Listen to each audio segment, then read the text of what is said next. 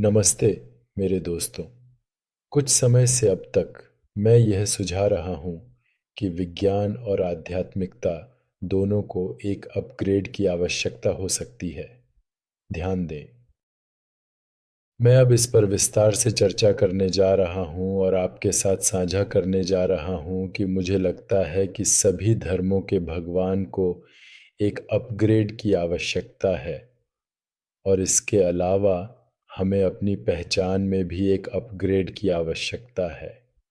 सभी को मध्यस्थता करनी चाहिए। हमें ब्रह्मांड के ज्ञान में एक उन्नति की आवश्यकता है। ब्रह्मांड के स्रोत के ज्ञान में, और हम कौन हैं या क्या हैं इसके ज्ञान में जानने की ज़रूरत है। लेकिन चलिए पहले कुछ ऐसे मॉडल्स को देखें जिनका उपयोग धर्म के भगवान सभी धर्मों के लिए एक अपग्रेड की आवश्यकता हो सकती है। यदि भगवान सभी अनुभवों का स्रोत है, यदि भगवान अनंत, असीम, अविभाज्य, मौलिक, अव्यवहित, रूप रहित, गैर स्थानिक, अविभाज्य वास्तविकता है, तो धर्मों द्वारा परिभाषित भगवान को एक अपग्रेड की आवश्यकता हो सकती है। इससे भगवान की स्थिति बदल सकती है और उनकी शक्तियों और गुणों में सुधार हो सकता है। इससे भगवान का अनुभव और स्वरूप विकसित हो सकता है। और हमारा वैज्ञानिक मॉडल, जिसे हम हैं और हम कैसे जानते हैं, या जिसके बारे में हम अनजान हैं, उसे अपग्रेड की आवश्यकता है। हमें उसे अपग्रेड करने की ज़रूरत है। वैज्ञानिक मॉडल से पता चलता है कि केवल मिल्की वे गैलेक्सी में ही 60 अरब आवासीय ग्रह हो सकते हैं। इससे सिद्ध होता है कि अन्य गैलेक्सियों में अधिक आवासीय ग्रह हो सकते हैं। इसके लिए सूत्र, प्रयोग और अवलोकन की आधार पर होता है। वहाँ एक अध्ययन प्रकाशित हुआ था 2013 में शिकागो विश्वविद्यालय और उत्तर पश्चिमी विश्वविद्यालय के शोधकर्ता द्वारा। लाल ड्वार्फों के निवासीय क्षेत्र में अध्ययन का शीर्षक था, आप इसे देख सकते हैं, यांग एट ऑल 2013।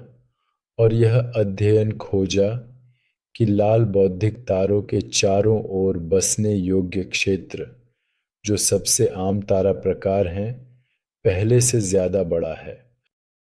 इसका मतलब है कि इसकी सतह पर तरल पानी का समर्थन करने के लिए संभावित और अधिक ग्रह हैं, जो हम जानते हैं कि जीवन के लिए आवश्यक है। यदि ब्रह्मांड समानतापूर्ण और समदिशी है और इसे खगोलीय संख्या द्वारा सुझाया जाता है, तो बस्तियों की संख्या लाखों में होगी और इसमें ग्रह शामिल होंगे। ये इसलिए है क्योंकि ब्रह्मांड में बिलियनों गैलेक्सियों में से केवल एक है मिल्की वे। वास्तव में संदेह है कि 2 ट्रिलियन गैलेक्सी मौजूद हो सकती है। ब्रह्मांड में निवासी ग्रहों की संख्या कई कारकों पर निर्भर करेगी। इन कारकों में सितारों और ग्रहों का वितरण, निवासी क्षेत्र का आकार, और हम जो निवासी कहते हैं की परिभाषा शामिल है।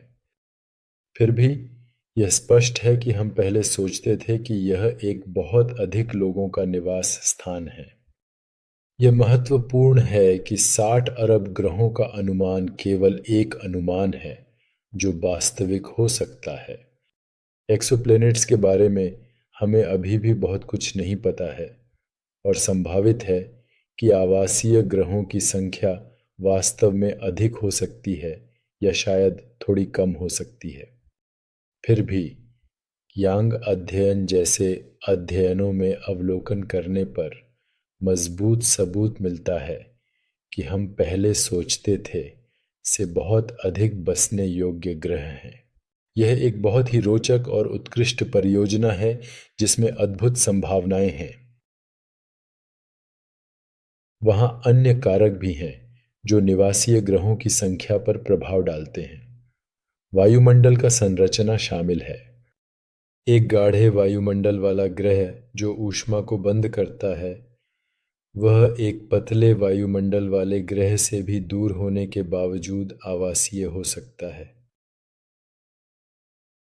अन्य कारक एक चुंबकीय क्षेत्र भी एक ग्रह को उसके तारे से हानिकारक विकिरण से सुरक्षित रखकर सक्षम हो सकता है। इसलिए इस ग्रह के आकार के अन्य ग्रहों की निवासियों को सुझाव देती है चुंबकीय क्षेत्रों की मौजूदगी के कारण। बड़े ग्रहों पर सतह पर तरल पानी होने की संभावना अधिक होती है। तब हम प्लेटोनिक प्लेट टेक्टोनिक्स कहते हैं, वह पोषक तत्वों को पुनर्चक्रण करने और एक निवासीय पर्यावरण बनाने में मदद कर सकता है। तो वह वैज्ञानिक मॉडल जो हमारे पास है, वास्तव में बहुत सुझावदायक है। यह मॉडल असंख्य निवासीय ग्रहों के लिए बहुत महत्वपूर्ण जानकारी प्रदान करता है। लेकिन यह एकमात्र इस चीज़ की एक उदाहरण है और इसके अलावा और भी कई चीज़ें हैं। यह भी सत्य होने की संभावना है या यह सिद्धांतात्मक रूप से संभव है कि हमारे ब्रह्मांड में कम से कम 2 ट्रिलियन गैलेक्सीज होंगी और इसके अलावा भी कई ब्रह्मांड हो सकते हैं। ये सच हो सकता है। देखने योग्य ब्रह्मांड में गैलेक्सियों की संख्या का अनुमान 100 अरब से 2 ट्रिलियन तक है, जिसे विशाल कहा जा सकता है। देखने योग्य ब्रह्मांड वह भाग है जिसे हम देख सकते हैं, क्योंकि ब्रह्मांड के उन भागों से प्रकाश को हमें पहुंचने के लिए समय लगा है। सिद्धांतिक बिग बैंग हुआ है। दृश्यमान ब्रह्मांड के पार अनंत संख्या में गैलेक्सियां हो सकती हैं, लेकिन हम उनकी प्रकाश पहुंचने का समय नहीं जान सकते। मल्टीवर्स कहा जाता है एकाधिक ब्रह्मांडों की विचारधारा। विभिन्न सिद्धांत हैं जो मल्टीवर्स हो सकता है।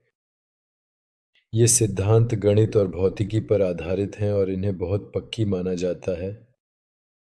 ये सिद्धांत बताते हैं कि ब्रह्मांड संभव नहीं ही बल्कि संभावित है।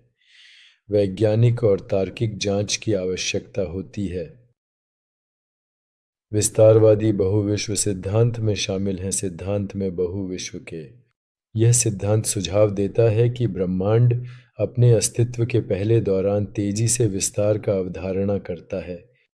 यह विस्तार अंतरिक्ष काल के बुलबुले बना सकता है, प्रत्येक अपने नियमों के साथ बना सकता है। फिर वहाँ बेशक स्ट्रिंग सिद्धांत लैंडस्केप है। ब्रह्मांड को बनाने वाली मौलिक स्त्रियों को विभिन्न तरीकों से मिलाने के अलग अलग तरीके हो सकते हैं।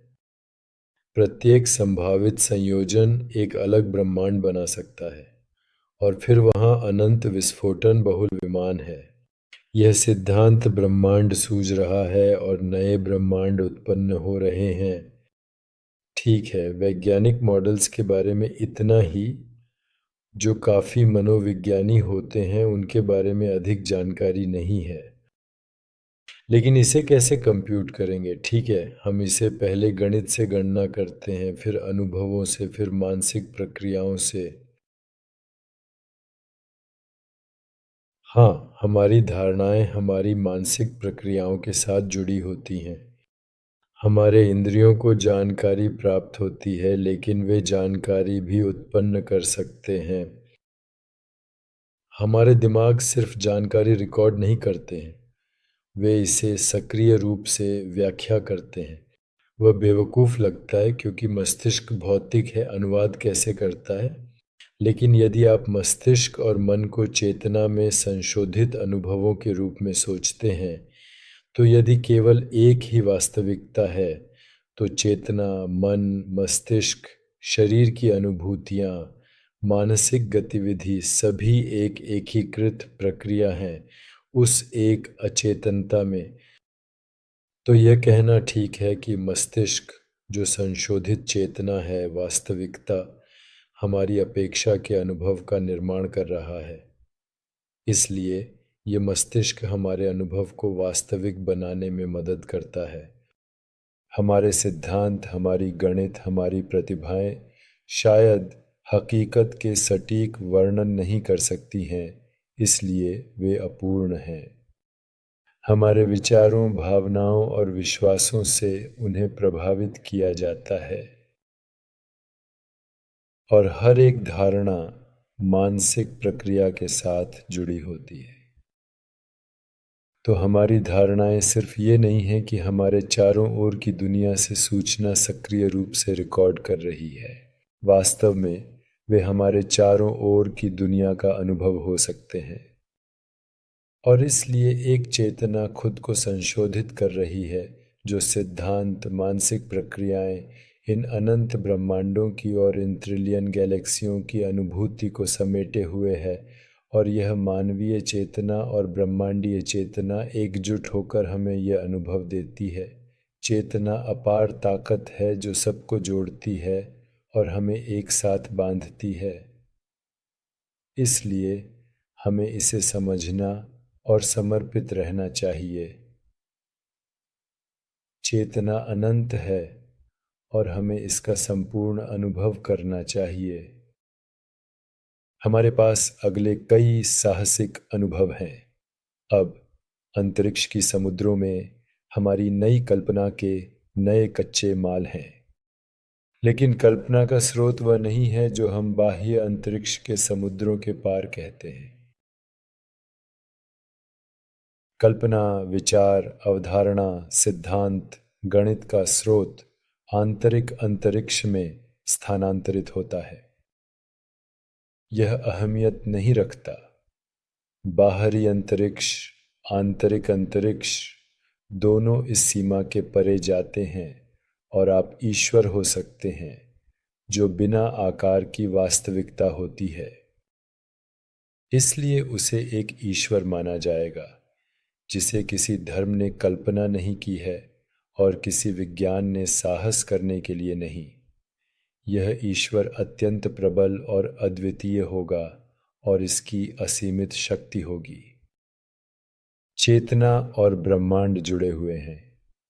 इस विवाद से बाहर कोई रास्ता नहीं है। ब्रह्मांड को जानने के लिए आपको चेतना की आवश्यकता होती है।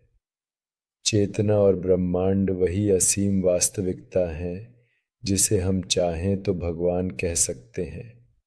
इसलिए ब्रह्मांड का ज्ञान प्राप्त करने के लिए हमें अपनी चेतना को विकसित करना चाहिए।